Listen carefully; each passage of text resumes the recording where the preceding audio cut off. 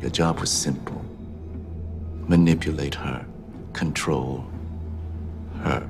This is B.D. Wong, a face that you have definitely seen at one point or another in projects like Jurassic Park and Father of the Bride, or maybe his prominent TV characters on Oz and Law & Order SVU. And in 2017, he was nominated for an Emmy for Outstanding Guest Actor for his performance as trans woman White Rose, the leader of a Chinese hacker group on Mr. Robot.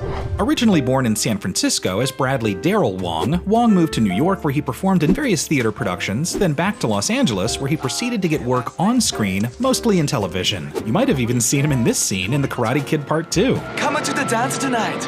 Oh, good. Oh, bring your friend. But Wong's first big break was actually on stage. In 1988, he starred alongside John Lithgow in the Broadway play M. Butterfly, about a French diplomat who falls in love with a Peking opera singer played by Wong, whom he mistakenly believes to be a woman. For his performance, Wong brought home a Tony Award for Best Featured Actor in a Play. M. Butterfly is also the reason he's known by his unique stage name. Since his character's gender was supposed to be in question, producers requested that he use his initials in his billing. Thus, Bradley Darrell Wong became B.D. Wong, and it just stuck. Throughout the 90s, Wong dominated the film industry. You just didn't realize it. He starred in action films with Dolph Lundgren and Steven Seagal. As Dr. Henry Wu, he queued up an iconic line from Jeff Goldblum in Jurassic Park. You're implying that a group composed entirely of female animals will breed? No, I'm simply saying that life, finds a way. And he's quite fond of his performance as Howard Weinstein, a flamboyant wedding planner in the Father of the Bride films. I see you're starting to lose it, but I have one more question, very minor. I'll say it quickly. Parking attendants. He also played prominent Asian characters in 7 Years in Tibet with Brad Pitt. He was the speaking voice of General Li Shang in Mulan. From now on,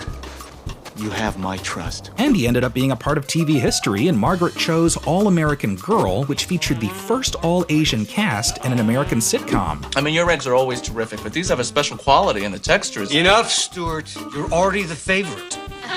Wong eventually landed 2 landmark roles in television. First, there was Father Ray Mukada, a prison chaplain in the HBO series Oz, a role that was written specifically for him. Wong appreciated the complexity of Father Mukada, who genuinely cares for the prisoners, but isn't afraid to tell it like it is. You were a father.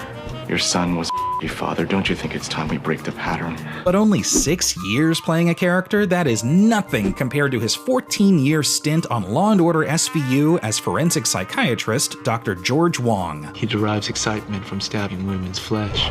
In recent years, Wong has continued to play a variety of colorful characters in films. When he returned as Dr. Henry Wu in the continuation of the Jurassic Park franchise, he was given much more to do as kind of a secondary antagonist. If their genetic code was pure, many of them would look quite different, but you didn't ask for reality. You asked for more teeth. I never asked for a monster. Monster is a relative term.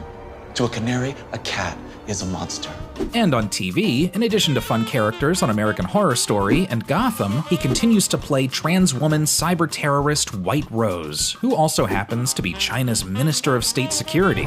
B.D. Wong has certainly made the most out of his 30-plus year career of these small but crucial supporting roles. And yet, Wong has lamented that he's never quite reached that leading man status in film or television. Maybe that could change with his recent Emmy nomination. Either way, he has certainly proven his talent time and time again.